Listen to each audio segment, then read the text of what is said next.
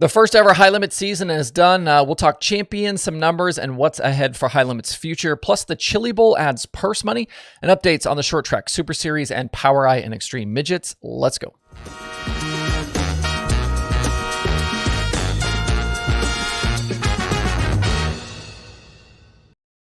It's Wednesday, October 11th. I'm Justin Fiedler. This is DIRTRACKR Daily.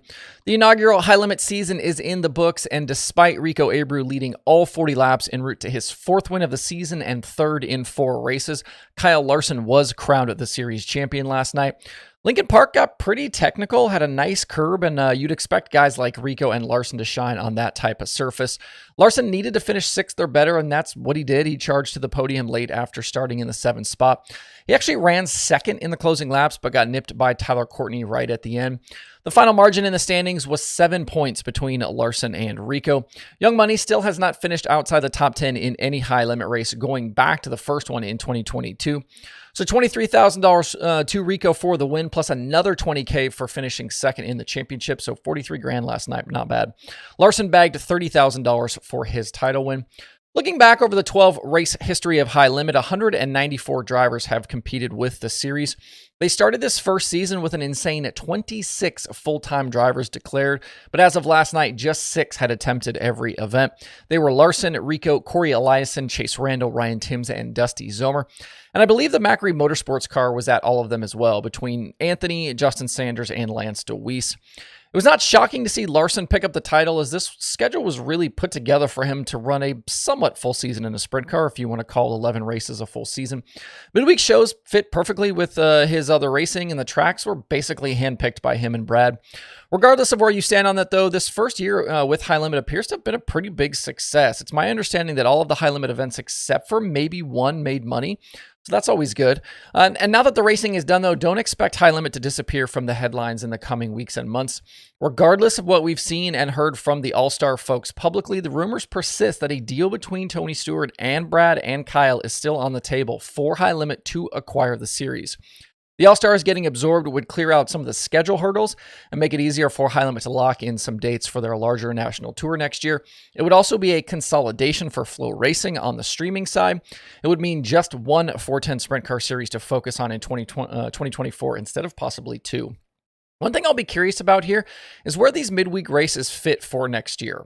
Larson's place in High Limit will change pretty drastically when the series starts running Friday and Saturday nights and he isn't around as much to race. I could see a scenario where High Limit is actually 2 things: a full national schedule similar to the All-Stars and the Outlaws, plus a midweek component to keep eyes on the series when there's less competition and allow Larson to stay in the mix. That keeps Flo happy with midweek content, and Larson can continue to chase some sort of championship. Behind the scenes, the battle is on for tracks and certain dates right now between High Limit and World Racing Group. So we have and will continue to see clashes over tracks, personnel, and teams for 2024. A couple of other notes from last night. It's been a rough stretch for Buddy Kofoid in the Roth 83 Jr. Mechanical issues knocked him out of last night's High Limit main event, and he had problems over this past weekend at Port Royal. He's now got 4 straight finishes of 19th or worse in that car, and it seems as though there are still some gremlins in the TRD engine. Also, there was drama in the work area last night at Lincoln Park. There was an on-track incident that started when Cap Henry spun trying to get around Kerry Madsen. It sent several cars to that work area for repairs, including Justin Sanders and Corey Eliason. Henry's car was eventually brought in as well, and we watched live on Flow as the 2 machine did not come to a stop, actually hit the 39M and a nearby mule. Macri crew chief Joe Mooney did not react well, as you might expect, and he was seen smacking the wing on Henry's car before being shoved by a nearby crew member. Certainly don't blame Joe for his reaction. That would piss me off too. But thanks to a tweet from Henry, we now know that his car had damage to its front brake lines and he couldn't get the car stopped. He admitted to trying to find the best place to avoid hitting as few people as possible. It's a good reminder that pit areas at racetracks still very dangerous. Everyone needs to keep their heads on a swivel when you are down there. Before we move on, a quick merch update for you. I have just a single modified sticker left. That one right there is the only one I have left. And I have no plans to order more right now. So if you want it, go ahead and grab it. I did recently reorder the late model stickers. I've been asked about those a bunch. Those should be here next week, along with a new sprint car sticker design. Also, I have 12 of the late model shirts left, the Dirt Late Model Championships Matter shirts. I've dropped them down to $7. Only smalls and mediums remain, though. On top of the price, I'll throw in a free koozie if you order one. I am toying around, obviously, with some hoodie and new shirt designs as well, which I've talked about here before. You can grab merch anytime over at shop.dirtracker.com. In the recent conversation about dirt racing purses, the Chili Bowl has been a contentious event. The payouts have drawn the ire of plenty of high-profile competitors along the way. And obviously in 2023, Kyle Larson was at the center of the talk with his decision to go late model racing in January instead of going to the Chili Bowl. Yesterday, though, the event announced a significant bump to the payouts for the week coming up in January. Saturday night main event is going from $10,000 to win to $20,000 to win and will now be $2,000 to start. They'll also pay $150 per lap led and $50 per lap for whoever runs second. That would bring the total possible winner share to more than $28,000. There's also money being added down through the Saturday alphabet, and prelim features are now $3,000 to win and $300 to start. I'm sure competitors will welcome the added cash, and it should help to at least quiet some of the complaints. I don't think they'll go away entirely, but regardless of how much you think it should pay, this is definitely a solid step. You can see the full release over at chilibowl.com. We were supposed to have back-to-back weekends of big-time dirt modified racing in the Northeast as well. But as of yesterday afternoon, the speed showcase for the Short Track Super Series has been called off. A poor forecast around Port Royal has forced officials to push things to March of 2024. In a release, Brett Deo, who owns the Short Track Super Series, said running a shortened version of this week didn't make sense, and the track has a resurfacing project coming up that will prevent a 2023 reschedule date. It sets up a weird situation in that the 2023 Elite Series champion won't be decided until next spring. I also know some folks not happy that things like camping are not being refunded and instead just carried through to the date next year.